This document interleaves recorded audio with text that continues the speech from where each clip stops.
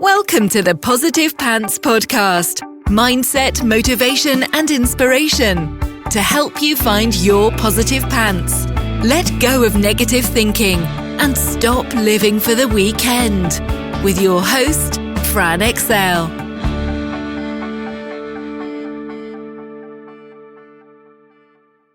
So welcome to the show. As always, it's Fran Excel Mindset Coach, helping you find your very own pair of positive pants so you can get out of your own way and live a life that you love. Thank you so much for joining me. I'm very grateful you've chosen to put me in your earbuds today. Please do hit the subscribe button so you don't miss anything, and do leave me a review. I love reading them, and it really helps me get found by other people who need to hear what I share. I'd also love you to email me your mindset and productivity questions or topics you'd love me to cover to hello@franexcel.com, because I know a lot of you think I'm inside your heads because you tell me all the time. But if I don't know what you need, I can't give it to you. So let me know. So, tales from outside your comfort zone. So if you've been with me for any period of time, you know I always like to tell people how all the unicorns, rainbows, and magic live outside your comfort zone. And I 100% know that to be true. So all the good stuff happens when you get over yourself and push yourself further than you thought you could go. So I'm someone who knows this and consistently pushes myself out of my comfort zone. And something interesting happened this week.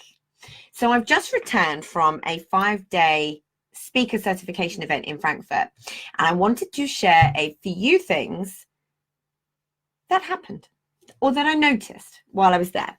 So the event and the course itself didn't feel outside my comfort zone at all. I live for this stuff. Learning lights me on fire, so I was excited to go, and I'm more than happy to hold my own and in a room full of strangers and speak to people I don't know. No problemo.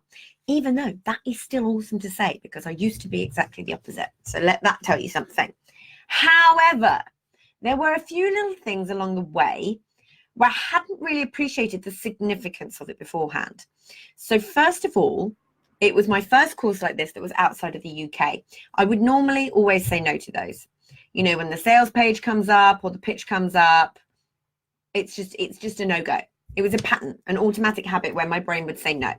It was just a fact to me that I wouldn't do it.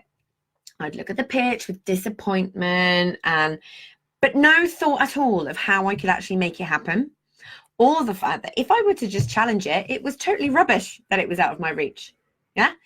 But here's the thing. I have never been a good traveler, in inverted commas, to the point that I have never been abroad on my own. I've never flown on my own. You know, it was something that just wasn't me, part of my identity. I've always found the process of getting to the airport, getting through security, finding the gate and takeoff and land incredibly stressful. So I've avoided it. Yeah. I never went traveling, in between uni and all of that sort of stuff with friends, and would actively avoid anywhere that didn't have a direct flight. I've still never gone anywhere where I've had to do a changeover. The whole thing just totally outside my comfort zone. So to say I was even going in the first place was a big thing for me. I still invested thousands to go, even though my pesky inner voice was telling me not to, and decided I would just have to figure it out. So paid, and I booked the flight, found the hotel, got myself onto the plane, and off I went. And I was seriously freaking proud of myself, even at 35 years old. Now, this is the thing about people's maps of the world. That's a very big thing for me, and something I'd not ever done because it wasn't a priority for me to sort, you know. All the other mindset jiggery-pokery that I've done on myself, this was an old one because it was never a priority to try and sort it out. Now, here's the thing. Another couple of people in the same group as me were on the same flight, and I had met them before, but I didn't know them. And usually this would have given me a huge sense of relief, someone to cling to, so I didn't have to worry about all the other things that were massively uncomfortable for me. So it was really, really interesting for me to observe my thoughts, that I was a tiny bit disappointed that I wasn't going the whole hog on my own. Not because I didn't want to be with the people that I'd met, because they're freaking awesome, but I felt like I cheated myself out of a growth and learning experience a bit. Yeah. I made a promise to myself to consistently get out of my comfort zone for the duration of the rest of that trip. Now, The thing that was so interesting about this for me was just how easy it is for us to cheat ourselves out of those experiences that will make us grow. So freaking easy. And this leads me on to my next point about surrounding yourself with people who expect more from you and for you. Those who make it impossible to creep back to old patterns and always move you forwards effortlessly. It's not something they're trying to do, that they're intentionally doing. They just do it by being around them. And I definitely surrounded myself with the right people for the remainder of the trip. And my comfort zone was non-existent by the end. So I consider myself a pretty confident and assertive person who is more than happy to get uncomfortable, which again, still hilarious because I was completely the opposite. I thought I was always making sure I was going out my comfort zone. Always. And this week made me realize all those times that seemed completely unimportant at the time that I was cheating myself out of growth. This trip, I became a front row person. Now, what is that? I have always sort of judged the people that hang around early, waiting for the doors to open at conferences, that then run to the front, stick their hand up to ask all the questions or answer the questions, that dance on the stage at breaks. But I hadn't really thought about why that was. I just did it because it was a pattern, since I was young. And I realized at school, we called those people Gary Get Involved. So it was seen as a negative to be a keen bean, that it was uncool in some way. So it shouldn't be done if you wanted to be liked and accepted.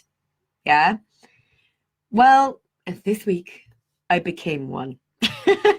So I was with two wonderful creatures, Carla and Melissa, who pushed me to be more just by proxy, got me to notice and then challenge my judgments and to realize a few things I hadn't really noticed because it hadn't been a priority to.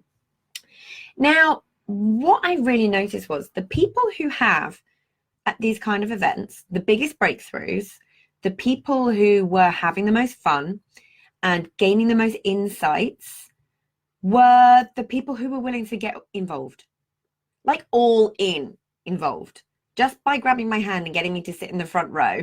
That's all these two girls did for me. And I had all of those realizations. Yeah, it was so gloriously simple and profound all at the same time. So I noticed this. And then when on day 2, we met up with another glorious creature, Sarah, who had been sat somewhere in the middle of the room, and it got even more interesting. So she was a little bit more like me, more of a few rows back towards the middle is fine kind of person. I'm in the room. Yeah. And it would have been very, very easy to slip back into patterns, and I could avoid the front row and go back to the comfort of not having to get involved. I'm in the room, right? I'm involved. Really?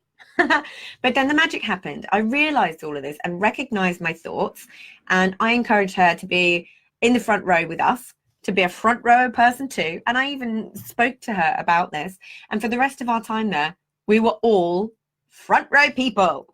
Woohoo! Now, I was a fully fledged front row person, but I wasn't quite yet a dance on stage person. I didn't feel like I had to be at this point. Carla had been training all through the breaks to lead the crowd in this like wake up kind of dance routine that they do to get the energy in the room up when people come back in the room. And on the last day, we were coming back in the room and I heard her on the mic leading the room. And literally, without a second thought, when she said, "I need some dancers on stage, please," I was up there. And I've been to a lot of these events and never done it before. And we all just got up there in front of almost 400 people. Literally not a second thought. And I also had a great time. Okay, I was a bit sweaty, but it was all good. Now, we met up with so many people on the same path, all with the same goals. And every one of us talked about how amazing it was to have those kind of deep conversations that you just can't really have with a lot of people outside of that kind of environment. Yeah, we had been doing, just to put this in perspective, we had been doing 7 a.m. to 2 a.m. most days in training. We were all absolutely freaking exhausted. And for somebody who needs her 8 hours, and the 8 hours are non-negotiable for me, we finished on the Sunday at 9:30 p.m. And after that, a group of us went for dinner. And all of a sudden, It was 3 a.m. after we'd all been talking about how excited we were to get to bed and to have a lie-in. And even at 3 a.m., we could have all carried on talking. So the other message here is who you surround yourself with can either give or take away your energy. Yeah? So look at who you surround yourself with right now.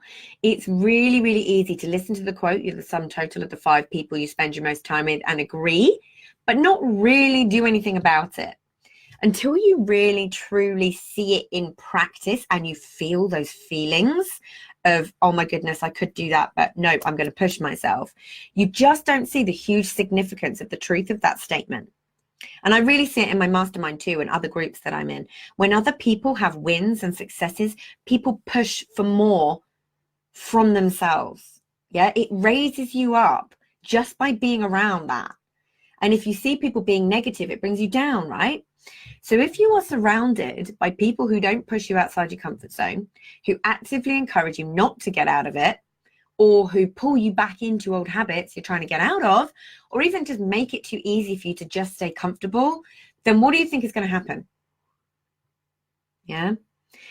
And if you surround yourself with people who do the opposite, who drag you up with them, who support you no matter what, and encourage you to be more, what do you think is going to happen? What kind of action do you think you're going to take? So make that decision for yourself. Look at who you surround yourself with and recognize the patterns where it's easy for you to slip back and play small. Doesn't mean go cull all your friends or anything drastic. Just means notice who pushes you to be more in a positive way, not beating you over the head and telling you aren't good enough, and who doesn't. You can always learn to love people from a distance. It's about who you do and don't have the kind of conversations with about what you're in. And so in this case, it's business. And another example would be if you really want to change any area of your life, and we'll take health, for example, surround yourself with people with higher standards of health for themselves. The yogis, the runners, the people who eat clean and don't arrange dinner with the people who are going to suggest Five Guys and make you feel bad for wanting to eat healthier. And remember, it's not about you, it's about them. It was really noticeable for me when I wanted to drink less. I consciously gave up drinking for quite a long time. And now I have like the odd drink here and there. But there were people who just didn't want to meet up anymore. And it's really, really easy to take that personally, but it's really, really not personal. You'll simply highlight something in them that they don't want to look at. And that's fine. They don't have to. Yeah. But if it's something that you want, it's something that comes with personal growth. You'll pull people up with you and do this, and you'll be that person that they want to surround themselves with because you make them be more, and others will get left behind. But at the end of the day, it's their choice. And of course, it feels uncomfortable. It's kind of exactly what it means to be outside your comfort zone. But then when you're around people who lift you up and force you to grow, genuinely, what does that mean for your life? So where in your life can you see this happening? Where can you become aware of that little inner voice that is trying to hold you back and make you play small? Yeah. What are you going to choose to change? Yeah. Because at the end of the day, if you stay inside your comfort zone, you're always just going to be comfortable, right? So what really is going to change? But the best thing about all of this is once you stretch your comfort zone, it never goes back to where it was. You know, you've just got to stretch it. Get comfortable in the uncomfortable. So if you got value from this and you know in your gut that now is the time to step up and start rewiring your thinking and changing things for yourself, then book in a free discovery call so we can work out what needs to happen to get you from where you're at right now to the action-taking success you know you can be. And if you want my eyes and ears on your problems, I work with people one-on-one and through my Proactive Pants Mastermind. So stop waiting for if and when and decide to change things now, because you can. And as always, I hope that was helpful. So any questions, just let me know. And as always, I will see you next week. Bye.